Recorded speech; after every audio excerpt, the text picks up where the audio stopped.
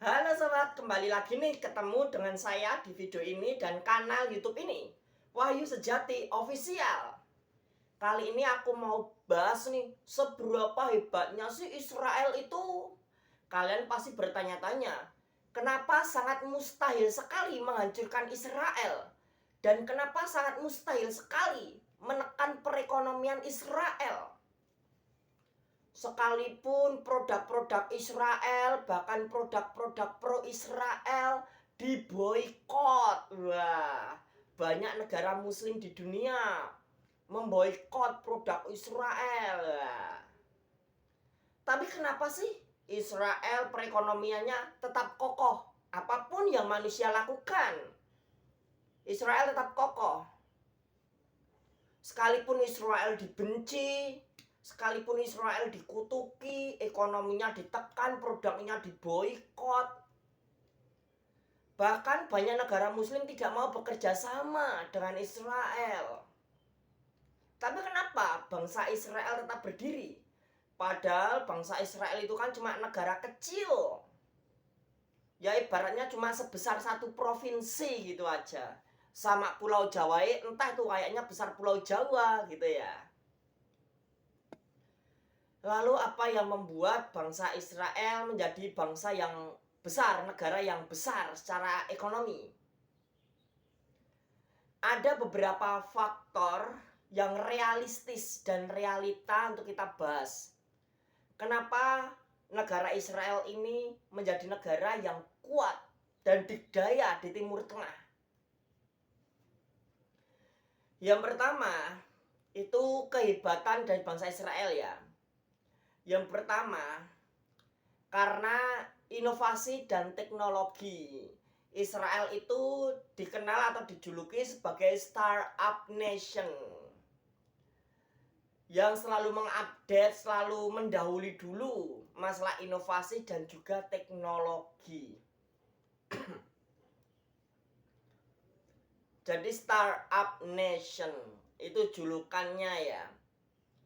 Dimana banyak sekali nih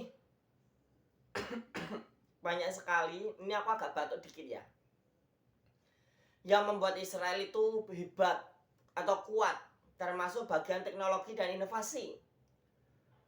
Banyak perusahaan-perusahaan besar dunia seperti Meta, pemilik dari IG, WhatsApp, lalu Facebook, juga seperti YouTube yang dimiliki Google ya, seperti Google, Microsoft, pemilik dari Microsoft ya, Microsoft Windows, Microsoft Excel, Microsoft Word, Microsoft PowerPoint.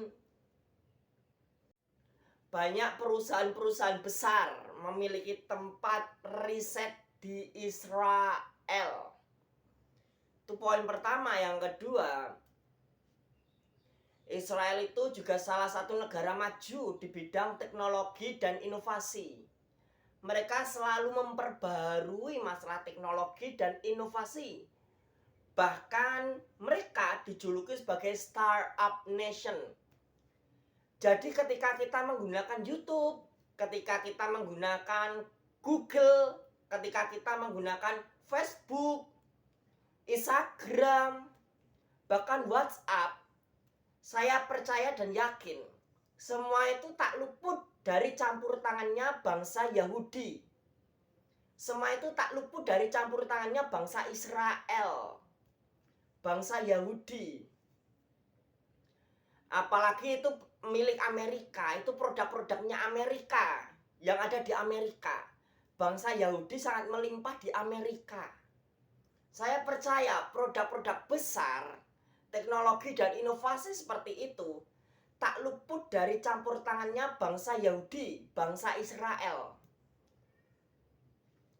Ya sekalipun bangsa Israel dibenci, dikucilkan, dikutuki, karena saya yakin semua produk-produk Amerika juga tak luput dari kecerdasan bangsa Yahudi atau kedekatan bangsa Yahudi. Karena bangsa Yahudi, bangsa Israel itu bangsa pilihan, umat pilihan.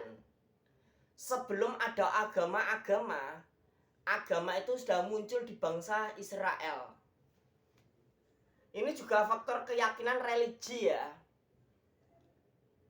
dimana bangsa pilihan dengan bangsa biasa itu beda. Bangsa pilihan dan bangsa biasa itu beda banget. Orang pilihan dan orang yang biasa-biasa saja itu beda. Kehidupannya, cara pandang, pola pikir, integritas, komitmen, pemahaman, gaya hidup, bahkan anugerah Tuhan itu beda. Itu perannya ya, dimana bangsa Israel ini sangat hebat gitu, masalah teknologi dan inovasi. Yang kedua, masalah militer dan pertahanan. Bangsa Israel dikenal memiliki pertahanan nomor 1 di dunia, seperti Iron Dome. Ya cuma sayangnya Iron Dome itu mengandalkan rudal, jumlah rudal pencegat. Jadi kalau rudal yang diserahkan ke Israel lebih banyak daripada rudal penyegat, maka kapasitasnya beda. Itu ya, itu masalah militer dan juga pertahanan. Lalu yang ketiga, ini masalah perekonomian seperti pertanian, di mana bangsa Israel ini hebat sekali. Dia memajukan banyak produk-produk di luar negeri atau di luar sana menggunakan produk Israel, seperti mesin tetes untuk pertanian. Itu juga pengembangan dari bangsa Israel, dan laku keras di pasaran internasional atau global. Israel juga menjadi pemasok global nih, masalah produknya, produk teknologinya ya. Bukan hanya itu aja, bahkan kalian perlu tahu, bangsa Israel itu sebenarnya bukan negara yang kuat atau negara yang tinggi ekonominya karena sumber daya alam, tapi bangsa Israel itu bangsa yang besar ekonominya atau kuat secara ekonomi, terutama karena teknologi dan inovasi, bukan karena sumber daya alamnya. Berbeda seperti Indonesia, seperti Cina juga. Kalau Cina kan didorong ya, Tiongkok itu didorong dengan sumber daya alam yang sangat besar, bahkan bisa dijadikan bahan untuk produk lokal, didukung oleh sumber daya alamnya. Kalau Indonesia kan juga didukung oleh sumber daya alamnya. Kalau Israel lebih unggul di masalah teknologi dan inovasi, bukan masalah sumber daya alam. Bahkan poin-poin lainnya lagi, masalah budayanya Israel itu terkenal ya, apalagi kalau orang-orang Kristen tuh kadang tuh ingin pakai bahasa Israel gitu ya, bahasa Ibrani, karena apa? Bersangkutan dengan Alkitab gitu. Karena Yesus itu orang Yahudi, dia ada dan di tengah-tengah bangsa Israel.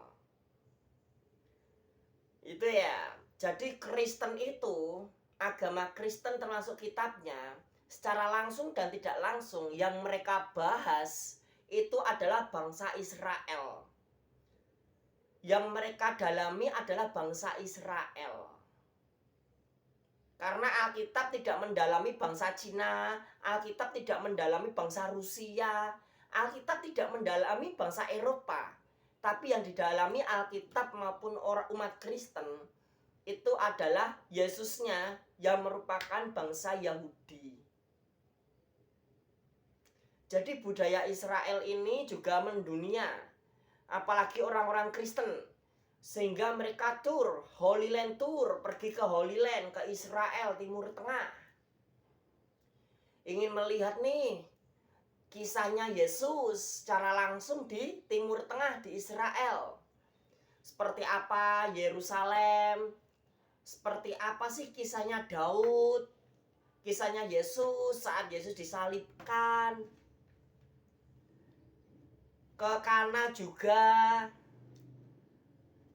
Jadi Israel itu sangat kaya, banyak faktor termasuk faktor pariwisata, Holy Land Tour yang tujuannya ke wilayah Israel dan sekitarnya.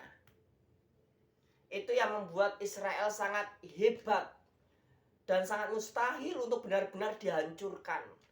Karena pada dasarnya bangsa Israel, bangsa Yahudi bukan hanya ada di Israel, tapi ada di berbagai negara, terutama di negara maju.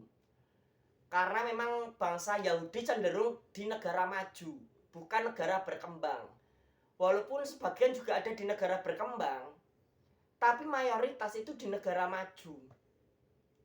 Banyak negara-negara maju yang sebenarnya di tengah-tengah mereka ada bangsa Yahudi, ada bangsa Israel yang membantu memajukan perekonomian. Itu kilasan video kali ini. Jangan lupa klik like dan subscribe video ini.